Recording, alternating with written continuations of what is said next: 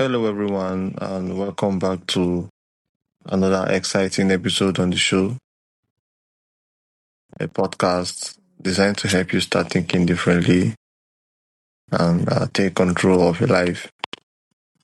And as always, I remain your host, Darlington. My guest today is Kiri Schmidt. I hope I got your name correctly. Yep. All right, so I would like you to introduce yourself briefly to my audience. Hello, everyone. So my name is Kirill Schmidt. I'm head of data in US company. And for whole my career, I'm doing data analytics and data engineering for different companies. So I already worked in SaaS, EdTech, MedTech, FinTech companies, developed business intelligence from scratch and help managers, middle management and C-level to make decisions properly using data. All right, thank you so much. We live in a world overflowing with data. Companies collect more information than ever before, invest millions in analytics and AI, and build dashboards for almost everything. Yet many businesses still make poor decisions. Why? Our guest today has spent more than a decade helping organizations answer that question as a head of data. They have built analytics, business intelligence, AI, and data science solutions across industries including AdTech, FinTech, MedTech, SDAS, and IoT. Their focus isn't just on technology, it's on helping leaders make better decisions. Today we'll explore why so many AI projects fail, what it really means to be data-driven, and how business can build a culture of smarter decision making where AI creates genuine business value instead of expensive hype. Once again, Kiri, welcome to the show. Yeah, thank you for inviting me. So tell us about your journey. How did you become head of data and what drew you into this field? So I might say that it started from the university or maybe even before, because I always was curious about the world. I kind of always tend to be interested in math and physics from school time. So because, I don't know, discover how things works was fascinating for me. And to do that, you need math and you need to understand be able to model the world. That's why I end up in the university in physics department. But then I graduated from the university. I have understood that I do not want to go into science field. I want to do this using math and my understanding how to model the world in business. And that's how I end up to be a data analyst in a fintech company, where I was doing finance modeling and prediction what's going to happen with the change our prices and kind of what kind of outcomes happens if we do marketing campaign. So that's the way how I kind of started to be in this career, and now I'm working more than 12 years in data area. I just developed myself from being just analyst and individual contributor to person who is responsible for whole data process. Kind of happens gradually. At some point, well, kind of gradually and not gradually, because that's quite big step and hard step usually in career to jump from being an individual contributor to being a manager. But I had kind of a couple of friends who trusted in me and who give me the whole project how to be, in which I was building BI from scratch in medical company. So that's was my first step in management. And now it's just development. You just change company, find new opportunity where I am already in responsibility of whole process. Okay, thank you so much. So you often say that companies don't have a data problem, they have a decision-making problem. What do you mean by that? Could you repeat? You often say that companies don't have a data problem. They have a decision-making problem. What do you Yeah, mean by that? yeah. So we already live in a world where we collect quite a lot of data, and for many companies, they either they have really easy access to collect the data, even if they do not do it.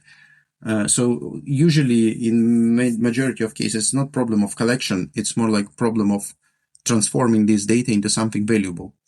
And even with big companies which have full-scale pipelines and transformation processes, they end up in looking into endless amount of dashboards. And middle management, basically, they start their day, and even C-level, start their day by looking at some kind of reports and not understanding what should they do with them.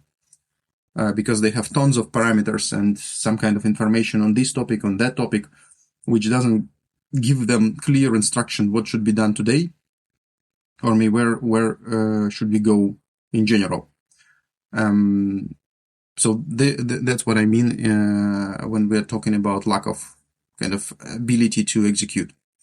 And if you have this tons of random dashboards, usually it means that people regress to old ways of doing things. You just don't look at the dashboards. If you cannot understand what information it's giving to you, if you cannot, I mean, like, not because you're stupid, you cannot understand it. It's because kind of it's too much, and you do not understand how it's relevant to the problems which you're solving every day. So I'm talking about this mismatch.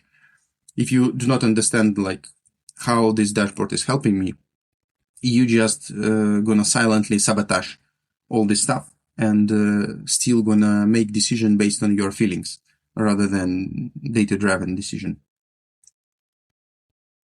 Okay, so what's the difference between being data-driven and being decision-driven?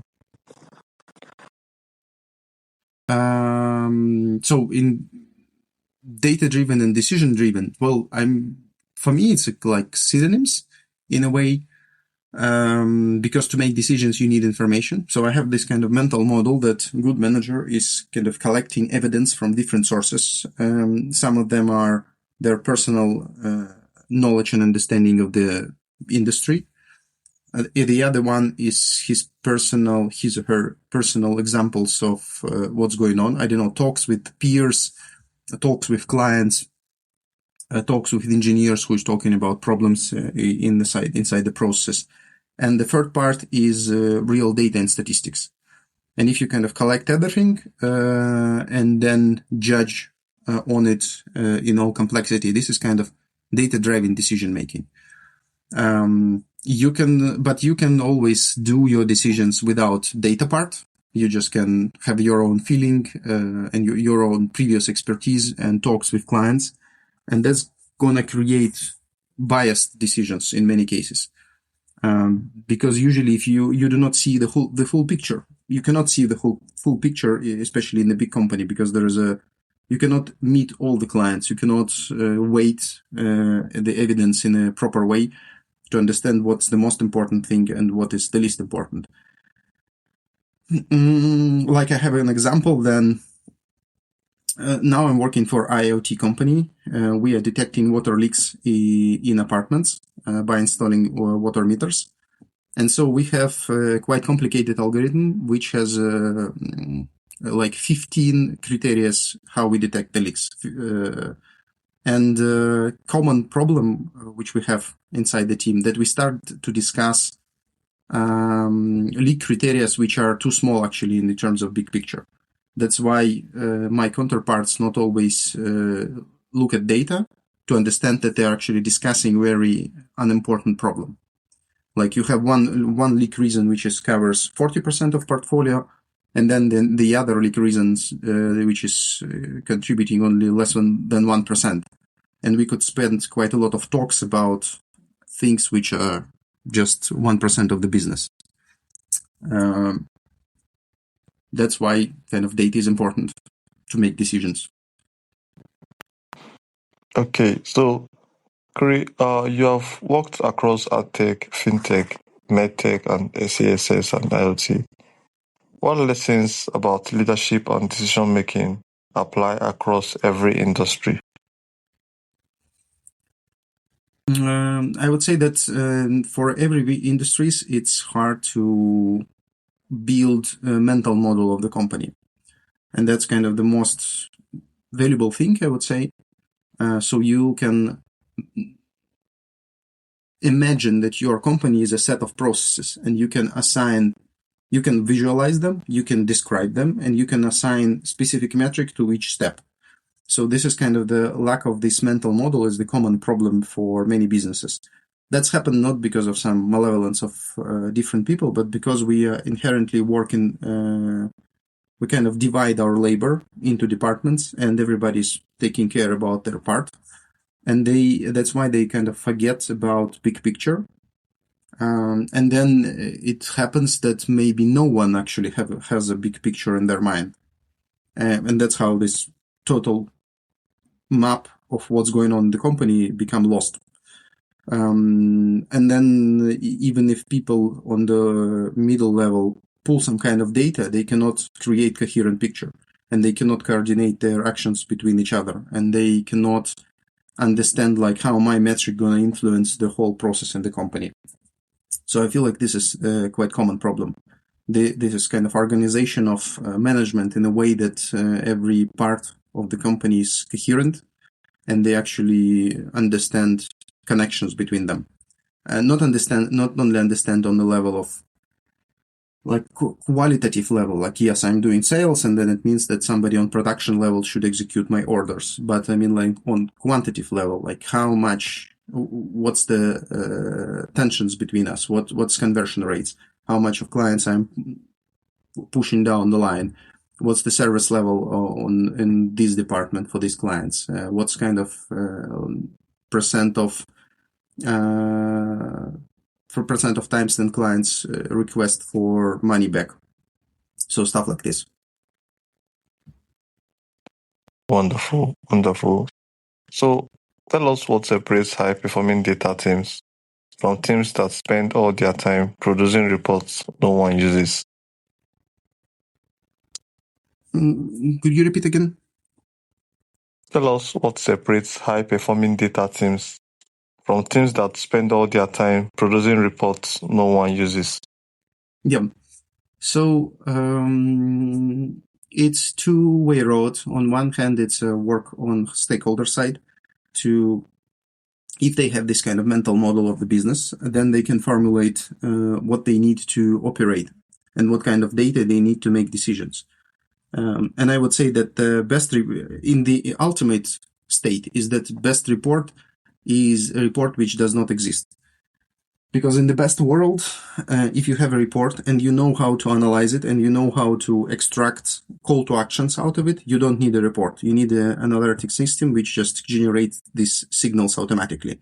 So reports comes in, automatic system kind of extract the signal and highlight and kind of send message to person who need to react on this. So you don't need even to look at this dashboard or report. That's in the best case scenario. And it's from stakeholder side. So if they can formulate what should be done and they have this model of the business, then they will have half of the work done to make their data teams efficient. And the second part from the data team side is that they should have their own initiative and their willingness to understand what business is doing, and they should be ready to push back in case if they are asking for some irrelevant things or maybe not valuable things.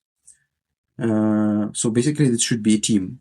On one hand, stakeholders should push for right questions, but sometimes people do mistakes, and then analytics must push back and correct them in a way that they together can create meaningful things. And another part for data team is to have proper discipline and proper processes in how they're making their work. I'm always kind of inspired by work in science, or for example, some kind of medical lab, to achieve good results or to achieve any results in experimental part. you need to follow strict protocols how you're doing this. So the same in data, you need to have strict protocols and procedures and technology to gather data correctly, clean data correctly, process it correctly, extract it to reports, extract it to some kind of ad hoc research. In each case, you need to be transparent and have discipline and have everything in place to not to introduce some kind of errors and problems in this research. So you basically need to know how to do your stuff. All right. So, thank you so much, Craig. So, for companies just beginning their AI journey, how can they identify projects that are most likely to deliver a real return on investment? So I would say that don't go just for a hype. So one of the most problematic things, yesterday I was on a product meetup in London, and so we were discussing this. It's common pain kind of in many companies where CEO or maybe high-level stakeholders, they just request for AI no matter what. And this is the worst way how you can formulate this problem. Because it's end up into doing something usually not really useful or relevant. And that's why 95% of AI projects fails. The thing is that the AI is not a magic box. It's still some kind of system which need to be implemented and deployed. And so if you try to automate or maybe deploy any kind of system without understanding how it's going to improve your business, it's not going to give you any value. So it's not kind of self-adapting things which you can sprinkle over your business and it's going to improve your revenue somehow. It still should be same thoughtful process. You need to understand if you have this kind of mental model of your business and you understand your processes, you can go to the market and find use cases how AI was adopted for these processes and how AI could improve them. So you kind of map your processes on best use cases in the industry and create this kind of cross between them. So you could estimate what kind of impact you might have in your company if you deploy AI in your business. So I don't know, like automate answers in call center, like make them more humane and more in time, and kind of give your clients better sense of touch. This is kind of good working example. Then maybe there's other process, like you want to automate something in using AI, in your accounting, or maybe you want to introduce some. If you do lead scoring, so maybe you want to introduce some kind of description why for the salesperson, why this lead is valuable, something like this. So you end up with the list of initiatives, your process list of initiatives, and how you think that's going to impact your business. And then you need to calculate your costs, and that's how you're going to have cost-benefit analysis. Rank them by the best proportion ratio between costs and benefits, and pick up the best projects. So this is kind of analytical answer. Just analyze it and pick the best. Yeah, you fell off for a couple of seconds. Yeah, I'm on now. Okay. Yeah. So yeah, go on. I have finished my thought. Okay. So looking ahead, Kerry, how do you see AI changing executive leadership and business strategy over the next 5 years? There is a discussion in the area that maybe we should replace we should not replace individual contributor with AI, but maybe we should replace leadership with AI. Because if your leadership just generating PowerPoint and work as just as a translator back and forth between individual contributor and C-level and shareholders, maybe we do not need this middle management. So I feel like the whole industry going to be shaken, and whole industry of decision making going to be shaken. because we would find out that we can solve much more problems with less people and less people in management. And also that we can automate much more things which was available before. So it's kind of, I feel like there's going to be a huge increase in productivity. And also what I see that we see more and more small companies which can do work of big companies. So there's going to be much more competition, and big companies need to start make decisions faster and smarter. Otherwise, they're going to be outcompeted by some solo entrepreneurs, or maybe, so now you can have and build huge product having just five people. 5 years ago, you need 50 people to do the same job, because now you need somebody like founder, salesperson, CTO, and designer, and maybe accountant. Like, that's enough to run functional business right now. Because everything else is going to be done by agents and by AI stuff. So there's going to be huge changes in structure of business and how we're going to make decisions.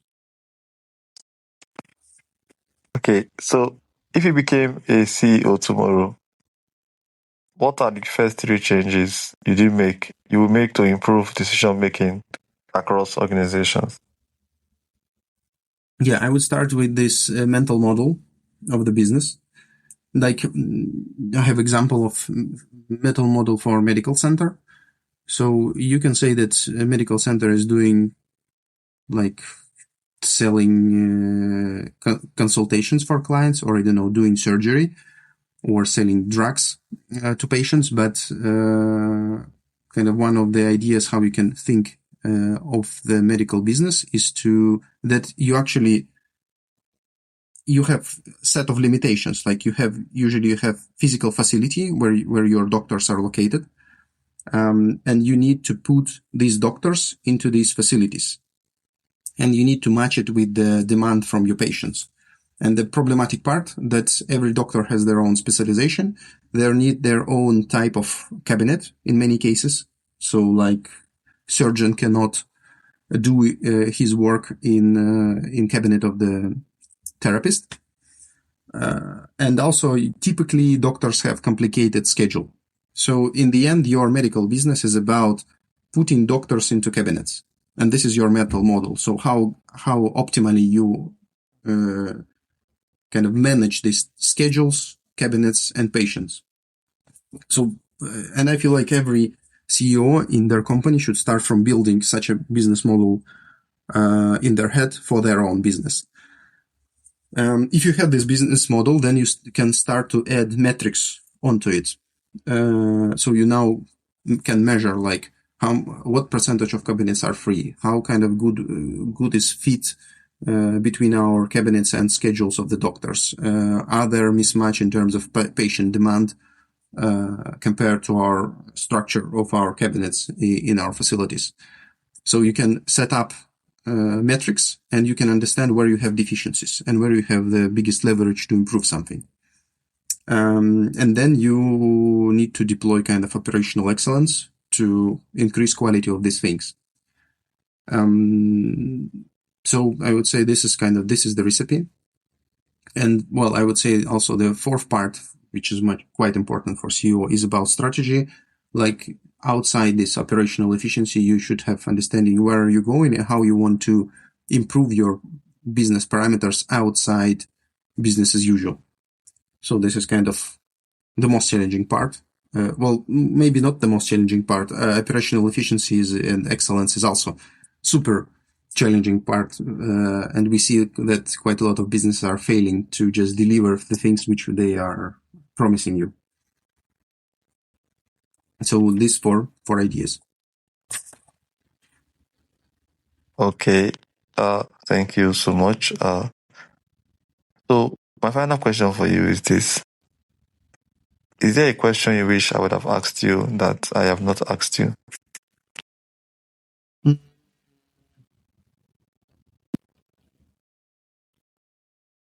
We can say, like, how small business can utilize AI to boost their productivity. I would say that maybe I feel like the people who are listening to us, not CEOs per se in huge corporations.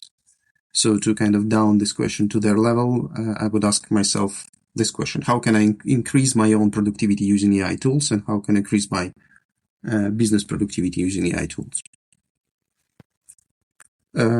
So first, I would start to think about AI as an automation tool first. So it means like you need to think what kind of routine I would wish to delegate to somebody, or maybe which kind of routine I hate, and can I formulate this routine as some algorithm, how to do it. So kind of how can I explain it to somebody else how to do this specific thing. And then I would go and Google, or maybe ask Gemini or ChatGPT, doesn't matter. Can I do it with the agent? And you could be surprised that in many cases, if you have your structured idea how to do this job properly and how to validate the result, you can actually delegate it to the agent. Like some kind of search, writing on things, maybe checking tables, checking accounting things, stuff like that. And you would find out that you can unload quite a lot of routine to the agents, and you're going to save money on hiring people. So this is going to boost your productivity. This is going to decrease number of errors, what you're doing. AI is not that good in sales per se. So, I mean, like it's bad at having pitch sales, but it's good into automation and fighting with the routine. So you can do more productive things without this routine. Okay, thank you. I always love to give my guests the platform to make sure they share everything they want to share with me and my audience. That's why I asked you that particular questions. Yep. So thank you for joining us and sharing practical insights from the world of data, analytics, and AI. Today's conversation reminds us that technology alone doesn't create better businesses. Better thinking, better questions, and better decisions do. Data and AI are powerful tools, but their value comes from helping leaders solve meaningful problems, not simply generating more information. So for those who would like to connect with you and learn more about what you do, how can they do that? So thank you.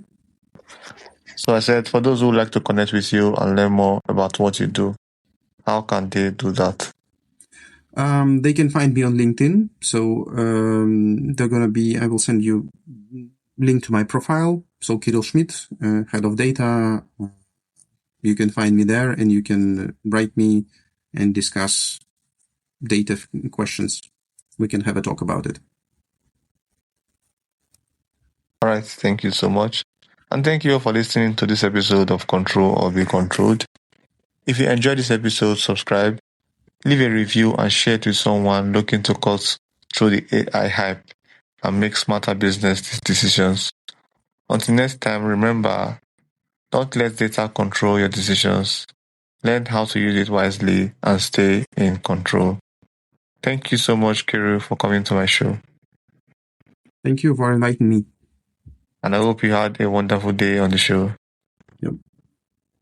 All right, thank you, and have a wonderful day ahead. Yep. And I'll see you guys on the next episode. Bye, guys. Thank you, Kirill. Bye.